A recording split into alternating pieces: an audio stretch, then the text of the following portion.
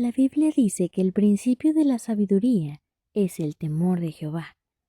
Sócrates decía que la única sabiduría verdadera reside en saber que no sabemos nada.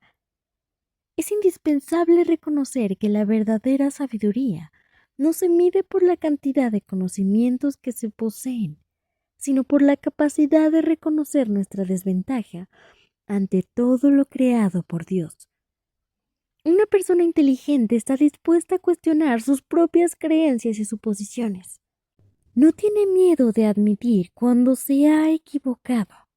Y en gran medida, eso implica una mente flexible, pero también un corazón humilde, que reconoce que siempre hay algo nuevo que aprender, pues somos pequeños delante de quien contra toda lógica humana sopló para darnos vida. El último capítulo analizado del libro de Job, cuyo encabezado Zofar acusa a Job de maldad, refleja la poca paciencia que Zofar tiene hacia el sufrimiento de su amigo. Le reprende por un mal que tan solo puede sospechar. Pensar, analizar y suponer algo de cualquier situación no son cosas precisamente malas.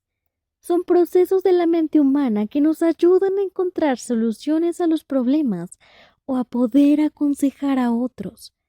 Pero estos factores internos siguen sin ser recursos suficientes para realizar una acusación como la que se levanta contra Job. Hasta ahora, recordemos que por lo menos Elifaz provenía de una ciudad de sabios, por lo que es entendible que su acusación fuera la más suave de todas. Ese hecho no significa que sea sabio realmente, sino que lo hace más empático que Bildad y Zofar ante la calamidad y las palabras de Job, lamentando su condición y cuestionándose el sentido de ser cuidadosamente creado para sufrir. Equivocarse es parte de nuestra humanidad. No implica que seamos llamados a estar cómodos en el pecado porque aspiramos a ser como Cristo. Pero implica que aunque Job se hubiese equivocado, es cruel y exagerado pedirle silencio y aceptación. Los amigos esencialmente deberían ser como hermanos en tiempo de angustia. Existe un amor entre ellos que cumple con las cualidades de 1 Corintios 13, versículos 4 y 5. El amor es sufrido, es benigno, el amor no tiene envidia.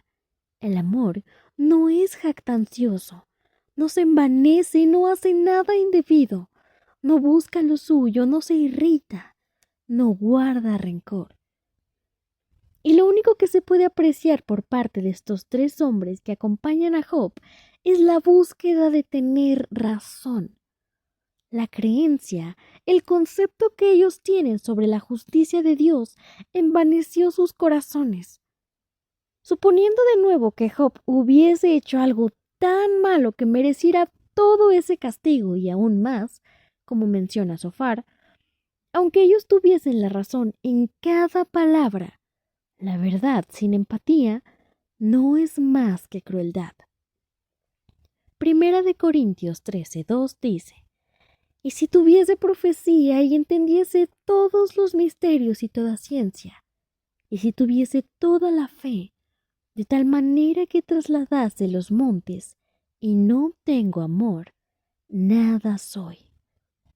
Y en la respuesta de Job en el capítulo 12 se hace evidente su defensa. Versículos del 1 al 4.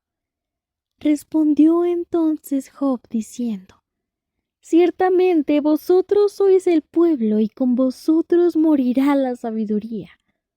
También tengo yo entendimiento como vosotros, no soy menos que vosotros. ¿Y quién habrá que no pueda decir otro tanto?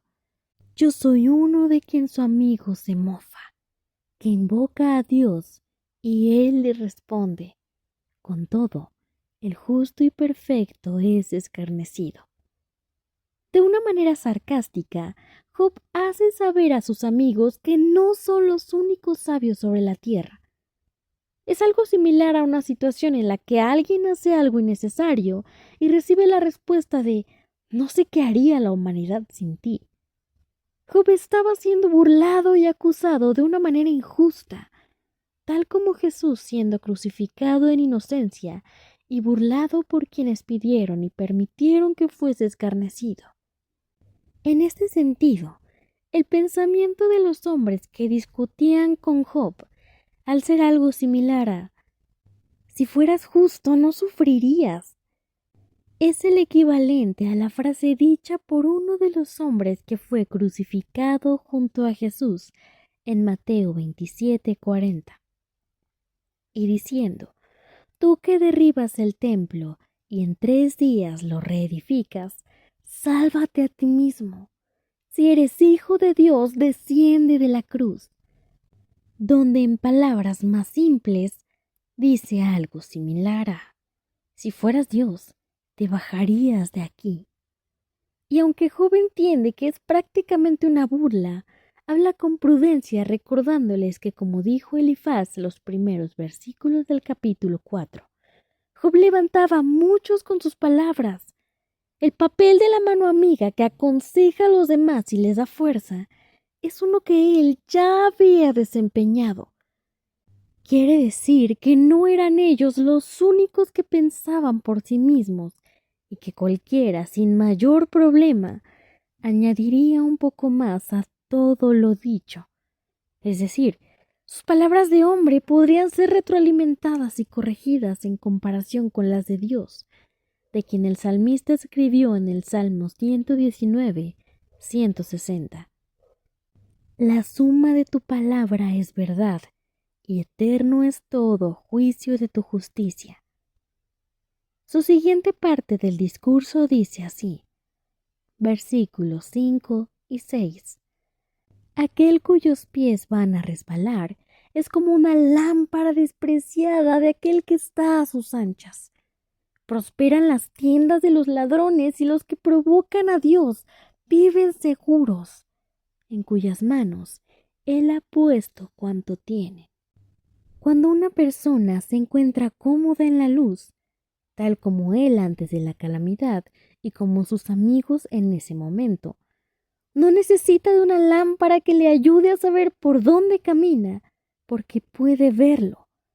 Es el mismo desinterés que recibe de sus amigos ahora que ha resbalado. Es como si verdaderamente la dificultad le hubiese impedido ver el camino y hacerlo resbalar. En los momentos de incomodidad de su vida, él tampoco necesitaba de una linterna. Podía ver todo claro y cómodamente. Pero ahora, al sentir las tinieblas apoderarse de todos los aspectos de su vida, difiere con el concepto de justicia que tienen sus amigos de Dios. Es curioso y nos da un acercamiento a la sensatez de Job, el hecho de analizar que concuerda con ellos en cuanto al poder y magnificencia de Dios, pero no en cuanto a su justicia para con los hombres. Ahora, Job parece darse cuenta que los malos gozaban de una vida que él, siendo justo, ya no tenía. Es decir, los malos estaban seguros en sus tiendas, probablemente sanos y rodeados de sus familias, mientras él, siendo justo, había perdido sus posesiones, a sus hijos, sus criados y su salud. Todo este listado en forma de comparación podría parecer que a Job le importa más todo lo que perdió. Es cierto que pudo haber dicho algo como: ellos tienen cosas terrenales, pero yo soy fiel a mi Señor. Pero esa frase en primera instancia sonaría poco humilde, y además es primordial recordar la explicación de capítulos pasados acerca del positivismo que crea una idea falsa de la vida cristiana y de que Job no envidiaba nada ajeno, pues no pedía nada de vuelta sino justicia y explicación. En este momento del discurso podemos observar que no solo la concepción de los amigos de Job era puesta en duda. La idea que el mismo Job tenía acerca de Dios estaba siendo cuestionada, mas no su fe. Para sus amigos era lógico lo que ocurría, pero para Job, que siempre había creído en la justicia de Dios en el sentido más literal, es decir, que da a cada quien exactamente lo que merece, se convierte en un mundo de cabeza donde los impíos lo tienen todo y los justos tienen llagas por todo su cuerpo. Job está en proceso de entender que quizás su situación actual consistía en no solo despegar de su vida las cosas que lo hacían ser Job, sino que tendría que despedirse de la concepción que tenía de Dios. Y esto podía tener dos resultados: ser excelente para conocer de una manera más profunda a su Dios, o ser suficiente para desconocerlo y hacerlo dudar ya no solo de quién era Él, sino de quién era su Señor. Versículos del 7 al 9. Y en efecto, pregunta ahora a las bestias y ellas te enseñarán, a las aves de los cielos y ellas te lo mostrarán. O habla a la tierra y ella te enseñará. Los peces del mar te lo declararán también. ¿Qué cosa de todas estas no entiende que la mano de Jehová la hizo? Los animales tienen una forma particular, diferente e inteligente de responder a su entorno. Pese a todo esto, la capacidad humana es superior, ya que Dios nos dotó de características suyas que nos son útiles para el lugar del señorío que tenemos sobre el resto de criaturas del planeta. La visión de que los animales no tienen el mismo nivel de comprensión que nosotros, pero aún con eso pueden reconocer a su Creador, sugiere que el poder de Dios sobre absolutamente toda su creación es ilimitado. En los versículos del 10 al 12, Job reconoce que todo está en manos de Dios. Anteriormente, Zofar había insinuado que Job no podía conocer la perfección de Dios, que lo invita a arrepentirse de su falta para poder levantar su rostro. Y si bien es cierto que la mente humana no es capaz de comprender la grandeza exacta de Dios, saber que es poderoso de la manera en la que Job asegura es simplemente inigualable. Versículos del 13 al 17.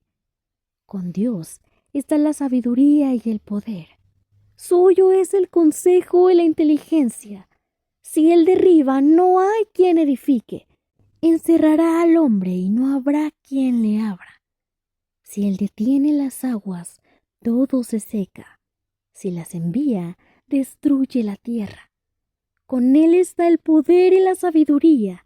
Suyo es el que yerra y el que hace errar, el que hace andar despojados de consejo a los consejeros y entontece a los jueces. Estos ejemplos son la respuesta a Zofar.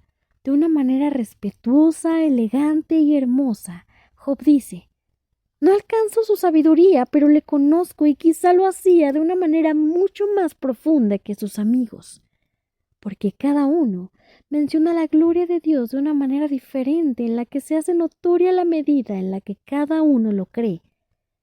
A lo largo de la Biblia podemos ver que Job dice toda la verdad acerca de Dios. Cuando él derriba una ciudad por su pecado, no hay nadie que pueda evitarlo. Si él da poder a un hombre de dividir el mar en dos, nadie podía oponerse, y si él enviara un diluvio, nada lo impediría. Es una manera imponente de describir a su Dios, explicando que todas las cosas, sean malas o buenas, están en sus manos, en su control. Y lo hace con comparaciones ante figuras que son poderosas para los hombres. Él tiene en sus manos las aguas, por peligrosas que parezcan. Humilla a los príncipes más poderosos y establece su autoridad con majestad. Concede y arrebata el entendimiento de los hombres y los deja perdidos en la sombra, vagando a tientas. No es casualidad que en versículos anteriores Job mencione que ha resbalado, que no ve la luz y después coloque el ejemplo anterior.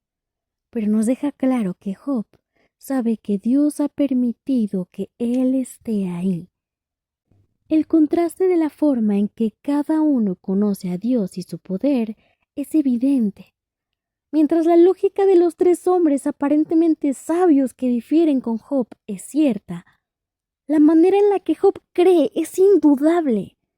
Esto nos demuestra que la lógica humana es útil, que nos fue concedida por una razón, pero una relación estable con Dios desafía el conocimiento humano, mostrando que el Evangelio depende de la fe más que de la intelectualidad.